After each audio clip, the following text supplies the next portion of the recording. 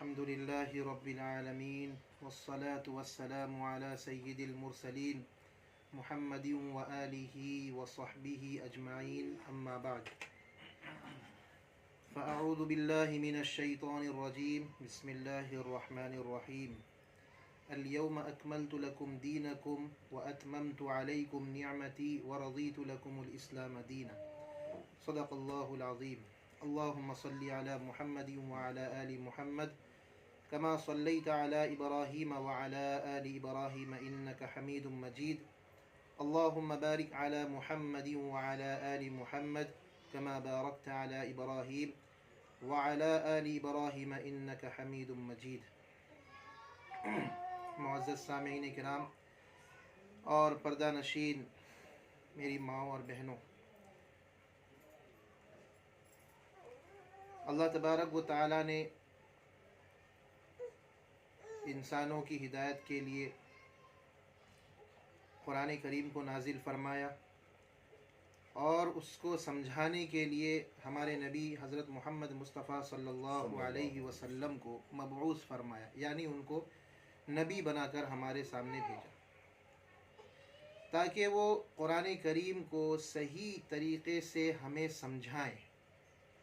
اللہ تبارک و تعالی بندوں سے کیا کہنا چاہتے ہیں، یہ ظاہر بات ہے کہ اگر نبی کو اللہ نہ بھیجتے اور ان کے بھیجنے کا کوئی ایسا انتظام نہ ہوتا، ایسا سلسلہ نہ ہوتا، تو ڈائریکٹ تمام انسان اللہ کی مراد کو اور اللہ کے کلام کو یا اللہ کے مقصد کو نہیں سمجھ پاتے.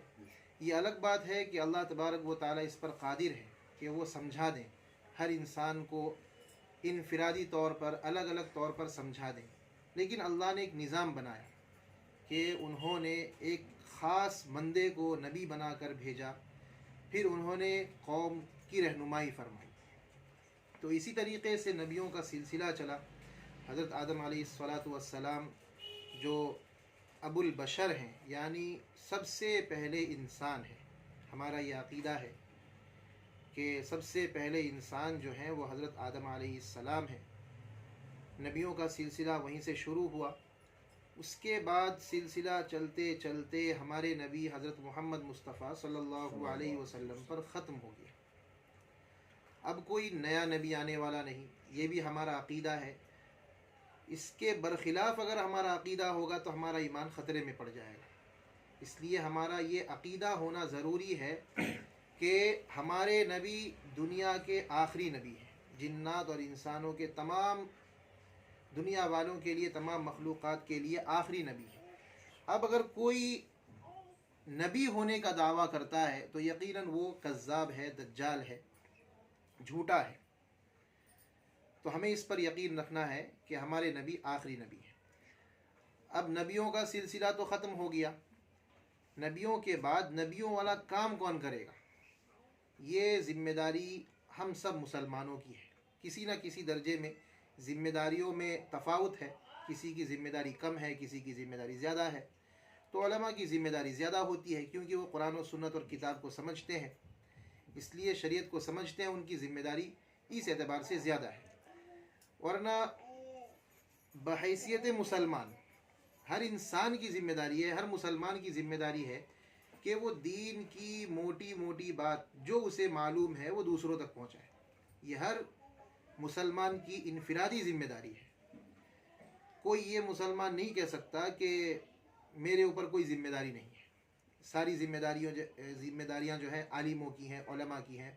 ایسا نہیں ہے. علماء کی ذمہ داری جو ہے وہ بڑے لیول کی ذمہ داری ہے، اور جو عالم نہیں ہے، جو کم پڑھے لکھے ہیں، عام آدمی ہے، تو جتنی ان کی صلاحیت ہے، جتنی ان کی استطاعت ہے، اتنی استطاعت کے مطابق وہ اپنی ذمہ داری نبھائیں. تو یہ ہمارے لیے ضروری ہے. اس میں مرد بھی شامل ہیں، اس میں عورتیں بھی شامل ہیں. یہ غلط فہمی نہیں ہونی چاہیے کہ دین کو پھیلانا یا دین کی باتیں بتانا یا دین سمجھانا یہ صرف مردوں کا کام ہے. نہیں، مردوں کی ذمہ داری تو ہے ہی، ساتھ میں عورتوں کی بھی ذمہ داری ہے. اب عورتوں کی ذمہ داری عورتیں کیسے نبھائیں گی؟ ظاہر بات ہے انہیں کچھ نہ کچھ سیکھنا پڑے گا. تو عورتوں کو بھی دین سیکھنا چاہیے، دین سمجھنا چاہیے، پھر عورتوں کو سمجھانا چاہیے. یہ خواتین کی ذمہ داری ہے. وہ اس سے بالکل لاپرواہی نہیں برت سکتی. اگر وہ یہ سمجھتی ہیں، عورتیں سمجھتی ہیں کہ ہماری کوئی ذمہ داری نہیں، یہ ذمہ داریاں ساری مردوں کی ہیں، تو یہ ایک طرح کی غلط فہمی ہے. جتنی باتیں عورتوں کو معلوم ہے دین کے بارے میں، اولاً تو سیکھنا چاہیے، علم حاصل کرنا چاہیے، دین کے بارے میں سیکھنا چاہیے، جاننا چاہیے. موٹی موٹی جو باتیں ہیں عقائد کے سلسلے میں، جو موٹے موٹے مسائل ہیں، حرام و حلال کے مسائل ہیں، جائز ناجائز کے مسائل ہیں، اور عقائد کے جن کے بغیر کوئی چارہ ہی نہیں، جن کا جاننا ایمان کی سلامتی کے لیے ضروری ہے، تو ان چیزوں کا جاننا سمجھنا مردوں کے لیے بھی ضروری ہے، عورتوں کے لیے بھی ضروری ہے. تو عورتوں کے لیے ضروری ہے. پھر عورتوں کو جب معلوم ہو جائے، پھر وہ اپنی سہیلیوں تک، اپنی جاننے والیوں تک دین کی باتیں پہنچائیں پردے کے ساتھ، اور شریعت کی حدود میں رہ کر کے، شریعت کے دائرے میں رہ کر کے. ایسا نہیں کہ ہم عورتوں کے لیے اب جلسہ کریں، عورتیں وہاں بے پردہ ہو کر کے تقریر کریں مردوں کی طرح، یہ نہیں، بلکہ پردے کے ساتھ شریعت نے جتنی اجازت دی ہے، جتنی ان کے لیے حد قائم کی ہے، اس حد میں رہ کر کے، اس دائرے میں رہ کر کے دین کی خدمت کرنا، یہ عورتوں کی بھی ذمہ داری ہے. تو ذمہ داریاں مرد کی بھی ہے، ذمہ داری عورت کی بھی ہے کہ ہم دین کو سمجھیں. سب سے پہلی چیز، بنیادی چیز یہ ہے کہ ہم دین کو سمجھیں کہ اللہ تعالیٰ بندوں سے کیا مطالبہ کرتا ہے. دین کے بہت سارے شعبے ہیں، عبادات کا شعبہ ہے، اخلاقیات کا شعبہ ہے، ٹھیک ہے، معاشرت کا ایک شعبہ ہے کہ ہمیں زندگی کس طریقے سے گزارنی چاہیے، ماں کا کیا حق ہے، باپ کا کیا حق ہے، بیوی کا کیا حق ہے، بچوں کا کیا حق ہے. اسی طریقے سے عبادات، کہ اللہ کی عبادت کس طریقے سے کرنی چاہیے، کس کی عبادت کرنی چاہیے، نبی کی عبادت کرنی چاہیے یا نہیں کرنی چاہیے، کس کی عبادت کرنی چاہیے. عبادات کے شعبے میں بھی ہمیں جاننا ضروری ہے، ورنہ کیا ہوگا کہ عبادت تو کرنی چاہیے اللہ کی، اگر نہیں معلوم ہوگا، آدمی جاہل ہوگا، تو وہ اللہ کے ساتھ ساتھ نبی کی اور بزرگوں کی بھی عبادت کرنا شروع کر دے گا. تو عبادات کے بارے میں بھی جاننا ضروری ہے. اسی طریقے سے معاملات ہیں، معاملات میں ہمیں کس طریقے سے معاملہ کرنا چاہیے، کون سا معاملہ حلال ہے، کون سا معاملہ حرام ہے، ان چیزوں کے بارے میں جاننا بھی ضروری ہے. یہ مردوں کے لیے بھی ضروری ہے، عورتوں کے لیے بھی ضروری ہے. تو اللہ تعالیٰ نے یہ جو دین ہے، دین اسلام، اس کو مکمل کر دیا ہے. اب کوئی چیز اس میں ایسی نہیں ہے کہ جس کو بڑھایا جائے یا جس کا اضافہ کیا جائے. اللہ نے قرآن کریم میں فرمایا، جو میں نے آیت کریمہ تلاوت کی ہے، اس میں اللہ نے فرمایا الیوم اکملت لکم دینکم، تمہارے لیے میں نے آج دین کو مکمل کر دیا. اب اس سے یہ بات سمجھ میں آئی کہ اب اگر دین میں کوئی نئی چیز پیدا کرتا ہے تو وہ دین نہیں کہلائے گی، وہ چیز دین نہیں کہلائے گی، وہ چیز شریعت نہیں کہلائے گی. کیونکہ دین کے جو اصول ہیں، جو ضابطے ہیں، وہ اللہ تعالیٰ نے ہمارے لیے کامل اور مکمل کر دیے ہیں. اللہ کے نبی صلی اللہ علیہ وسلم نے ہمیں سارا کر کے دکھا دیا، اور اللہ کے نبی نے اپنے شاگردوں کو، یعنی صحابہ کرام کی ایک جماعت تیار کر کے دکھا دیا کہ تمہیں دین میں کس طریقے سے چلنا ہے. تو ہمارے لیے تو ہمارے نبی نمونہ ہے. لقد کان لکم فی رسول اللہ اسوۃ حسنہ، ٹھیک ہے، ہمارے نبی کی زندگی میں، ہمارے نبی کے اندر ہمارے لیے بہترین نمونہ ہے. صحابہ کرام ہمارے لیے نمونہ ہے کہ صحابہ کرام نے دین کے بارے میں کیا سمجھا اور کیا کیا، نبی نے کیا بتایا، صحابہ نے کیا سمجھا، انہوں نے کس طریقے سے کیا. اگر ہم کامیاب ہونا چاہتے ہیں تو ہمیں ان کے طریقے پر چلنا پڑے گا. ان سے ہٹ کر کے اگر ہم دین سمجھنا چاہیں تو پھر یہ ہماری غلط فہمی ہے، یہ ہماری کمزوری ہے، یہ ہماری نادانی ہے، ہماری بے وقوفی ہے. ہم سب جو محنت کر رہے ہیں، یہ چھوٹی جو مجلس ہے، یہ بھی اس لیے کہ یہ مجلس ہمارے لیے آخرت کا ذریعہ بن جائے، آخرت میں نجات کا ذریعہ بن جائے. ہم چھوٹے سے چھوٹا کام بھی کرتے ہیں تو اس میں ہماری نیت یہ ہوتی ہے کہ اللہ تعالیٰ اس کام کو قبول کر لے، اور اس کو قبول فرما کر اللہ ہمارے لیے آخرت میں نجات کا ذریعہ بنا دے. اور ہر مسلمان کی یہی نیت ہونی چاہیے، ہر کام میں یہ نیت ہونی چاہیے. انسان دیکھیے، سب سے پہلے جب آدمی بالغ ہوتا ہے تو وہ نماز پڑھنا شروع کرتا ہے. کس کے لیے پڑھتا ہے؟ اللہ کے لیے پڑھتا ہے. وہ اپنی آخرت کو بنانے کے لیے پڑھتا ہے، وہ پیسہ کمانے کے لیے نہیں پڑھتا، وہ واہوائی کے لیے نہیں پڑھتا. اسی طریقے سے بہت ساری چیزیں ہیں. آدمی نکاح کرتا ہے، شادی کرتا ہے، کیوں کرتا ہے؟ تاکہ اسلام کا ایک حکم ہے اس کو ہم پورا کر سکیں، اور اس کے نتیجے میں جو فوائد ہیں وہ ہمیں حاصل ہوں، تاکہ ہم گناہوں سے بچ سکیں اور آخرت کا جو دردناک عذاب ہے اس سے ہم بچ سکیں. اس لیے آدمی نکاح کرتا ہے. اس کے بعد پھر اس کی اولاد ہوتی ہے، اس کی تعلیم و تربیت کی ذمہ داری. آدمی اپنے بچے کو مدرسے میں بھیجتا ہے، مدرسے میں پڑھاتا ہے، قرآن پڑھاتا ہے. کیوں پڑھاتا ہے؟ تاکہ اللہ کے یہاں جواب دینے میں آسانی ہو جائے، اللہ کے یہاں گرفت نہ ہو. تو ہر کام میں، کہنے کا مطلب یہ ہے کہ مسلمان ہر کام جو کرتا ہے اس کی نیت یہ ہونی چاہیے کہ اس سے میرا اللہ مجھ سے راضی ہو جائے. ہمیشہ یہ نیت ہونی چاہیے، ہر کام میں یہ نیت ہونی چاہیے کہ اللہ مجھ سے راضی ہو جائے. جب ہماری یہ نیت ہوگی تو یقین مانیے کہ اگر ہم کوئی کام کر رہے ہیں اور کوئی ہمیں ٹوک رہا ہے، برا بھلا کہہ رہا ہے، تو ہمیں زیادہ تکلیف نہیں ہوگی. اگر ہم اللہ کے لیے کر رہے ہیں، اللہ کی رضا کے لیے کر رہے ہیں، اگر ہم اپنے نفس کو خوش کرنے کے لیے کر رہے ہیں یا پھر دنیا والوں کی نظروں میں اچھا بننے کے لیے کر رہے ہیں، تو پھر ہمیں اگر کوئی چھوٹی سی غلطی بھی کوئی ٹوکے گا تو ہمیں بہت برا لگے گا، ہم ہمت ہار جائیں گے. اس لیے کوئی بھی کام کریں ہمیں اس میں اللہ کی رضا مقصود ہونی چاہیے. ہم شوہر کی اطاعت کریں تو اس میں بھی اللہ کی رضا مقصود ہو کہ اللہ نے حکم دیا ہے، اللہ کے نبی نے حکم دیا ہے کہ شوہر کی اطاعت کرنی چاہیے، ماں باپ کی خدمت کرنی چاہیے، بچوں کی تربیت کرنی چاہیے، رشتہ داروں کے ساتھ اچھا سلوک کرنا چاہیے، پڑوسیوں کے ساتھ اچھا سلوک کرنا چاہیے. یہ سارا کام میں اس لیے کر رہا ہوں کہ اسلام نے یہ حکم دیا ہے، اللہ نے یہ حکم دیا ہے، ہمارے نبی نے یہ حکم دیا ہے. اس سے میری آخرت بن جائے گی. دنیا چند دنوں کی زندگی ہے، کب ہم دنیا سے چلے جائیں، کب ہماری آنکھیں بند ہو جائیں، کچھ پتہ نہیں.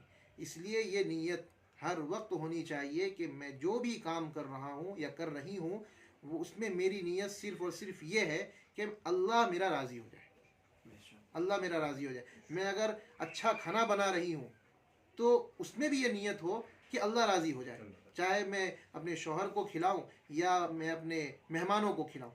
یہ نیت ہونی چاہیے کہ میں اللہ کو خوش کر دوں، تاکہ میرے ہاتھ سے بنا ہوا جو کھانا ہے وہ کھا کر کے لوگ مجھے دعائیں دیں گے اور اس دعا کے نتیجے میں اللہ میرا مرتبہ بڑھائے گا. یہ نیت ہونی چاہیے ہر چیز میں. جب ہماری یہ نیت ہوگی کہ اللہ راضی ہو جائے، بہت سکون ملے گا.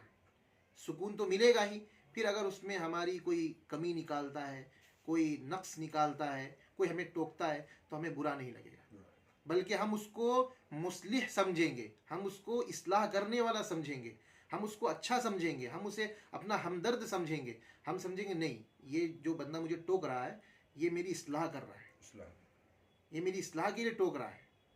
ورنہ اگر ہماری نیت میں خرابی ہوگی تو پھر کوئی ہمیں ٹوکے گا تو ہمیں اچھا نہیں لگے گا. اس لیے اپنے آپ کو اچھا بنانے کے لیے ہر کسی کو اجازت دیں کہ میری غلطیوں پہ بلا جھجک ٹوکو، بلا جھجک ٹوکو. آپ کے اندر وسعت پیدا ہو جائے گی، آپ کے دل میں وسعت پیدا ہو جائے گی، آپ کے ذہن میں وسعت پیدا ہو جائے گی. آپ دوسروں کی باتوں کو برداشت کرنے کے قابل ہو جائیں گے. اگر آپ کے ذہن میں وسعت نہیں ہے، آپ کے دل میں وسعت نہیں ہے، تو آپ کسی کی بات کو برداشت نہیں کر پائیں گے. تو زندگی میں سکون کے لیے یہ بھی ضروری ہے کہ ہم اپنے دل میں وسعت پیدا کریں. جو کہہ رہا ہے کہنے دو، تمام چیزیں ہضم کر لیں. دل میں ذہن میں وسعت پیدا کریں، جو ٹوک رہا ہے ٹوکنے دو، ہضم کر لیجیے.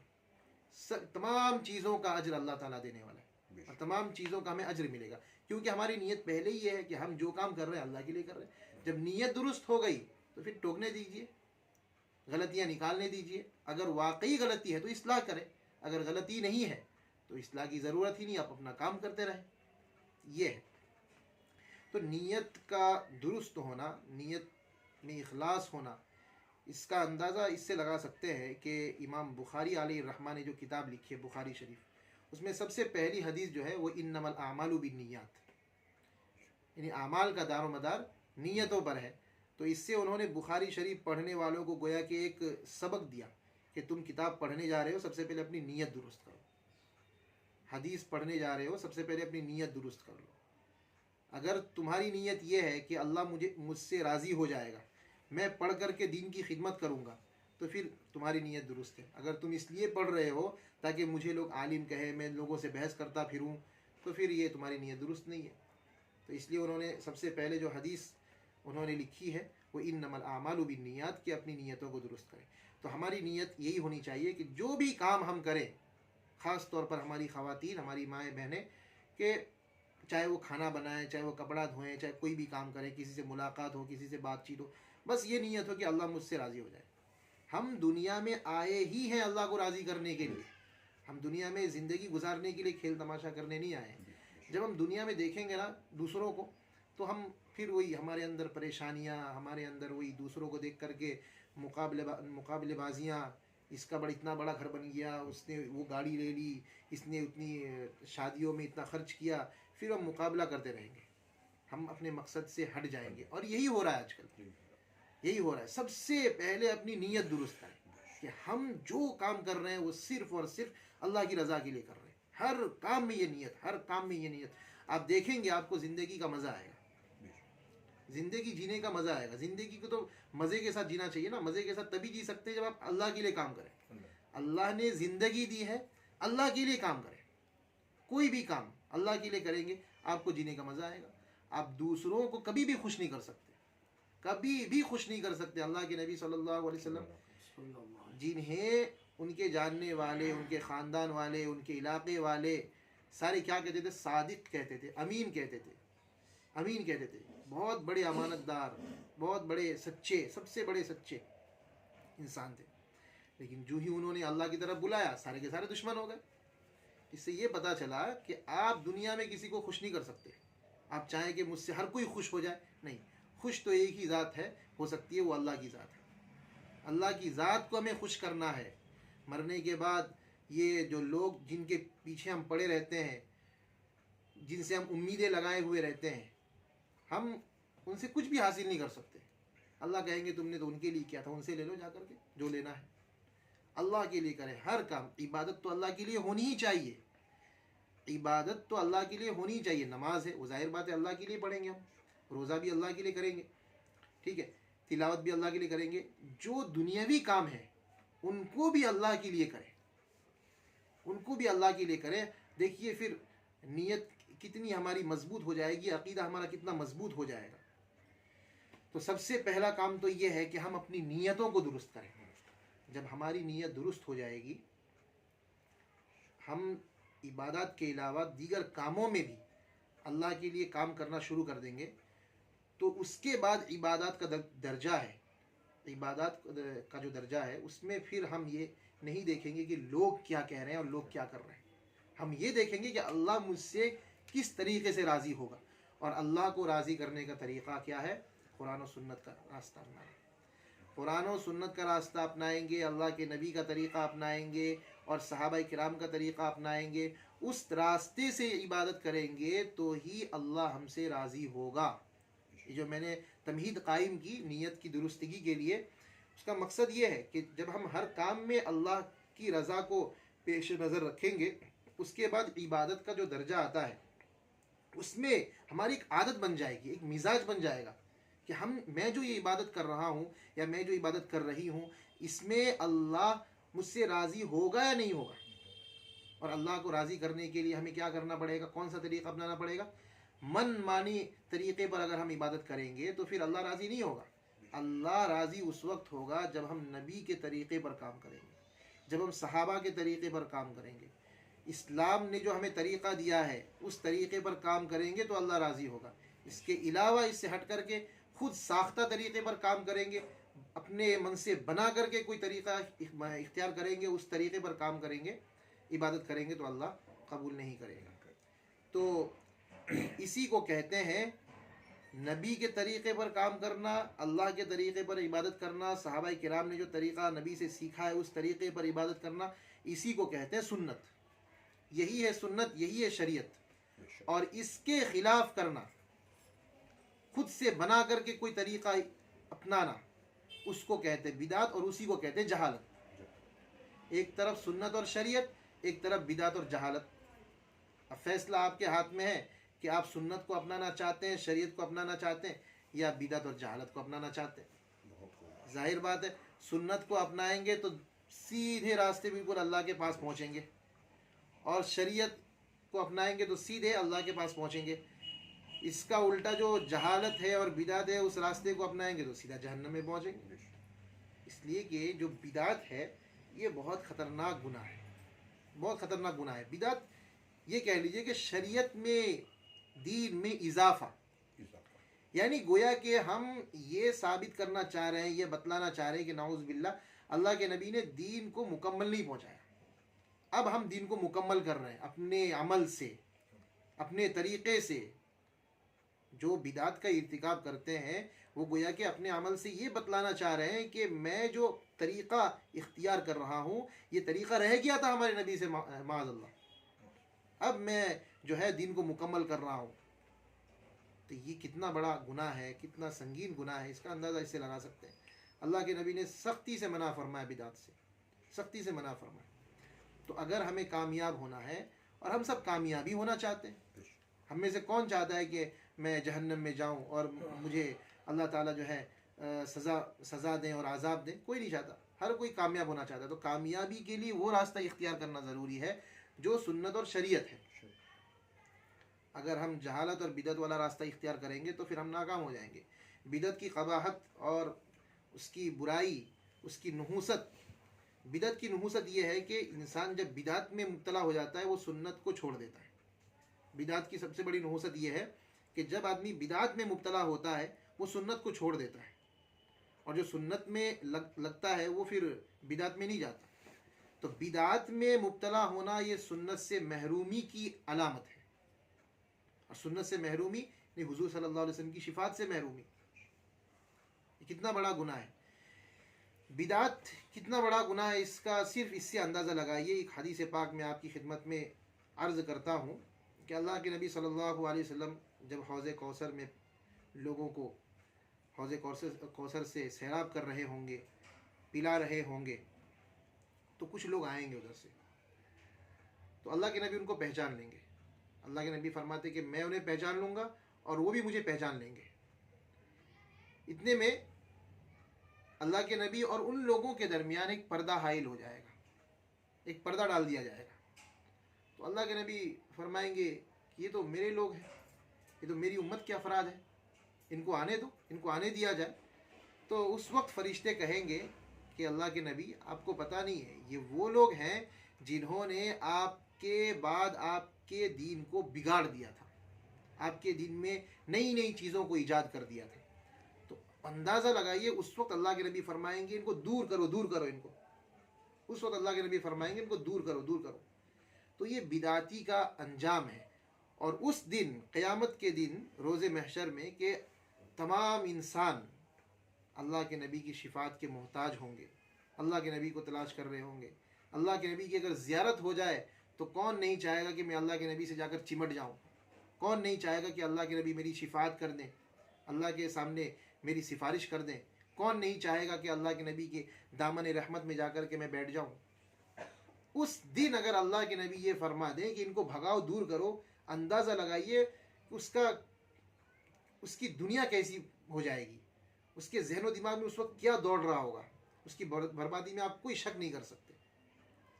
اندازہ لگائیے اگر تھوڑی دیر کے لیے آپ اپنے آپ کو تصور کر لیں کہ میں اس جگہ ہوں اور میں اللہ کے نبی نے مجھے کہہ دیا کہ ان کو بھگاؤ, بھگاؤ, دور کرو, تو اندازہ لگائیے کہ کیا آپ کے دل پہ کیا گزرے گا اس وقت کہ جس دن اللہ کے نبی صلی اللہ علیہ وسلم کی شفاعت قبول کی جائے گی, اللہ کے نبی صلی اللہ علیہ وسلم گنہگاروں کی سفارش فرمائیں گے اور انہیں جنت میں داخلے کے لیے اللہ سے جو ہے سفارش کروائیں گے. تو اس وقت اگر اس زمرے میں ہم آ جائیں, ان لوگوں میں آ جائیں, ان بدعتیوں میں آ جائیں, تو اندازہ لگائیے کہ ہماری بربادی میں کیا کوئی شک ہے. تو میرے بھائیوں, میری بہنوں, یہ ہے کہ ہمیں سنت سے محبت کرنی ہے, شریعت سے محبت کرنی ہے, اور سنت اور شریعت کے علاوہ بدعات جو ہیں, خرافات ہیں, رسومات ہیں, ان سے حد درجہ نفرت کرنی ہے, ان سے بہت زیادہ نفرت کرنی ہے.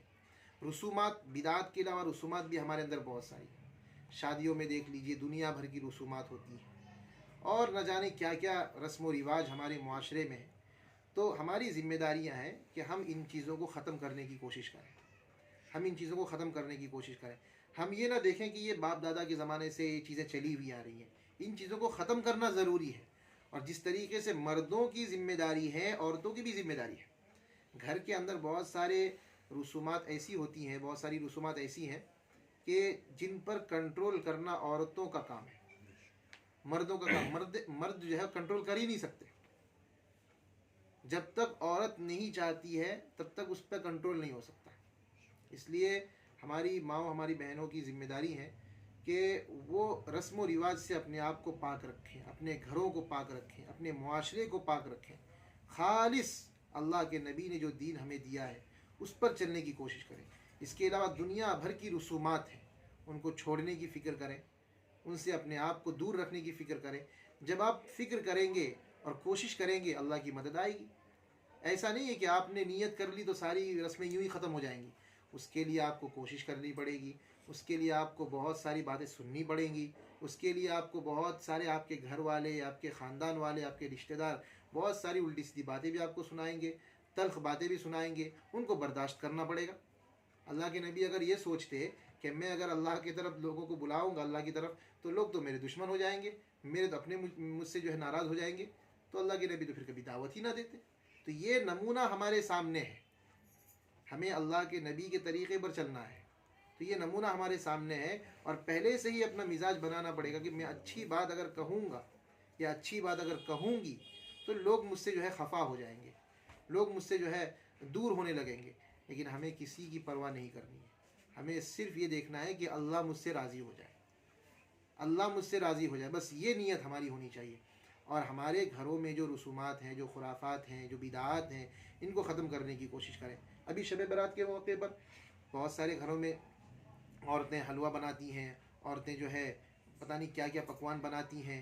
ان چیزوں سے اپنے آپ کو بچائیں. یہ وہ تمام چیزیں ہیں جو خرافات ہیں، جو بدعات ہیں، انسان کو سنتوں سے دور کرنے والی چیزیں ہیں.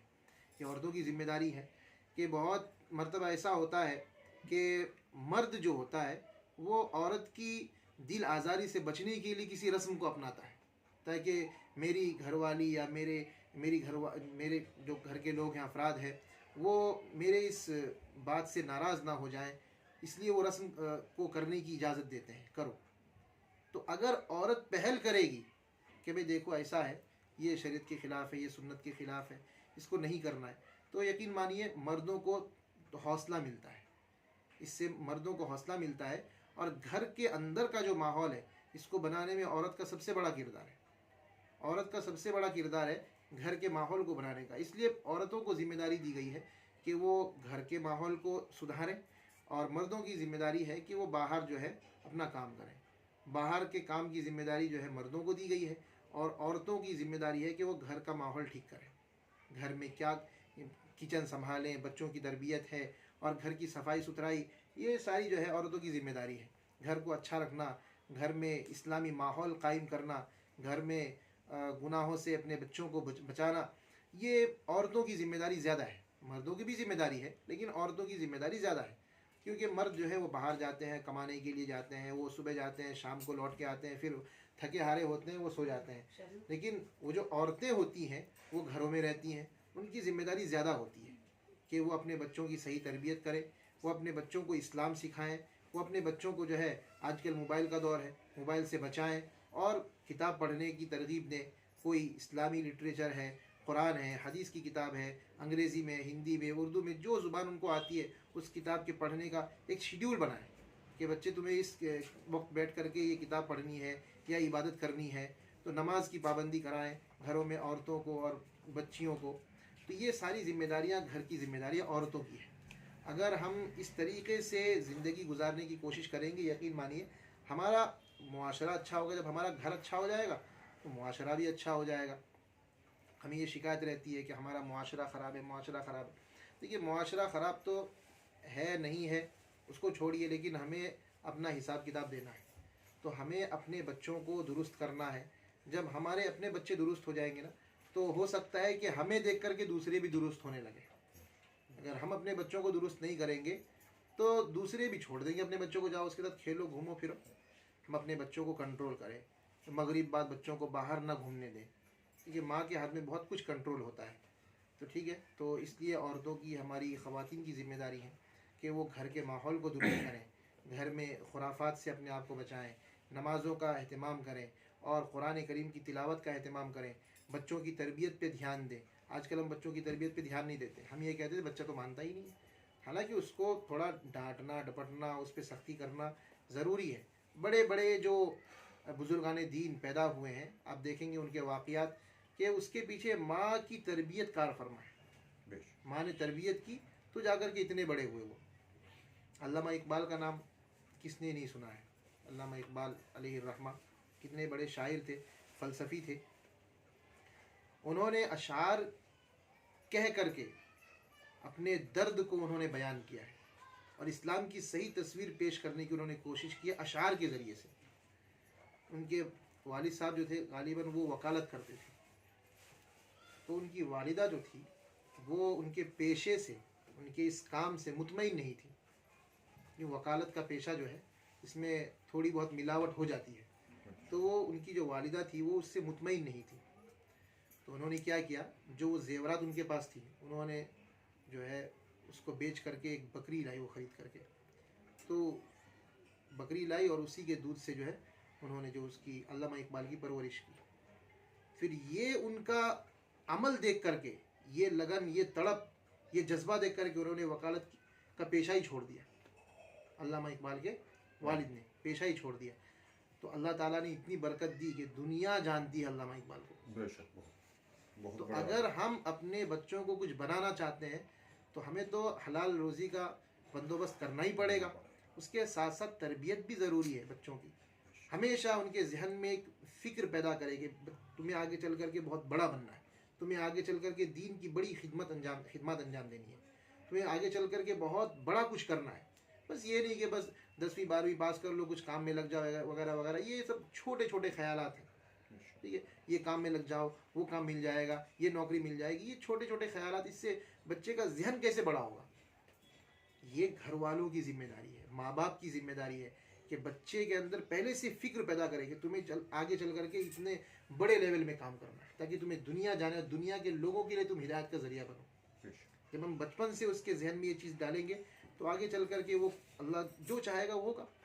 لیکن کوشش کرنا، فکر کرنا، تربیت کرنا، یہ والدین کی ذمہ داری ہے، ماؤں کی خاص طور پہ ذمہ داری ہے۔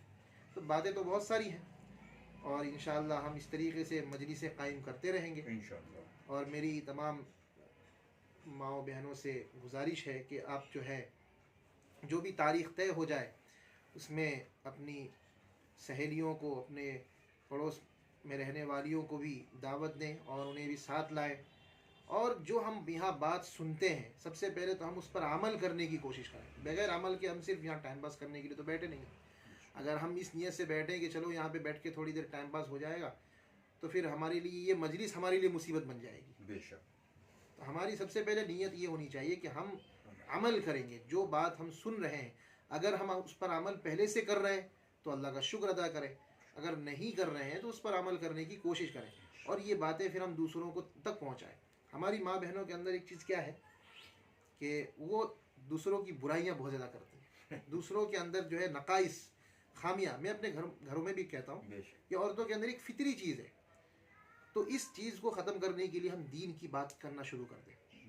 ہم اپنے ذہن کو ہمیشہ پاک رکھیں، کسی کے بارے میں غلط نہ سوچیں، ہمیشہ اپنے ذہن میں مثبت خیالات، یعنی پازیٹیو خیال اپنے ذہن میں رکھیں۔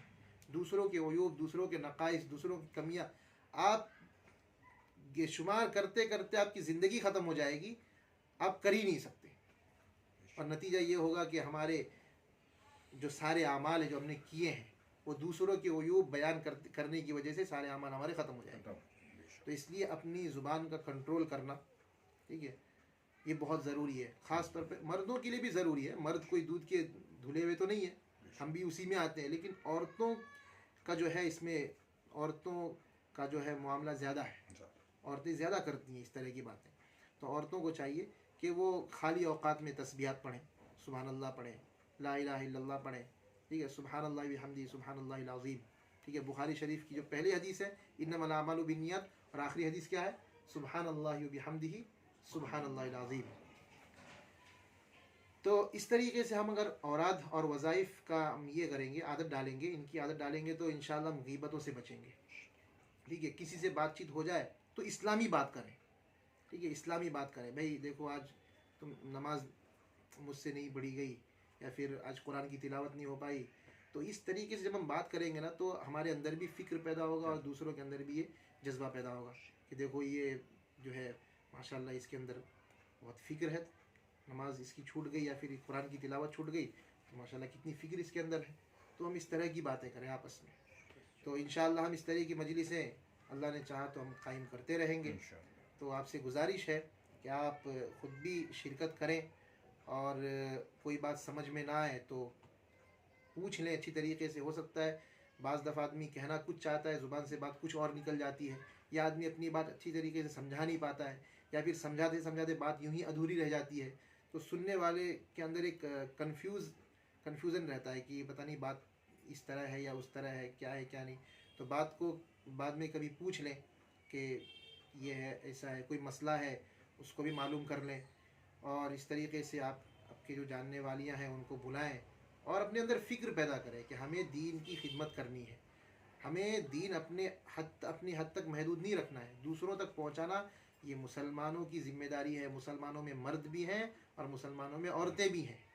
مردوں کی ذمہ داری ہے سب تک پہنچائے، اور عورتوں کی ذمہ داری ہے جہاں تک ان کی پہنچ ہے، جہاں تک ان کا رسوخ ہے، جہاں تک وہ جا سکتی ہیں، جہاں تک وہ پہنچا سکتی ہے، وہاں تک دین پہنچے.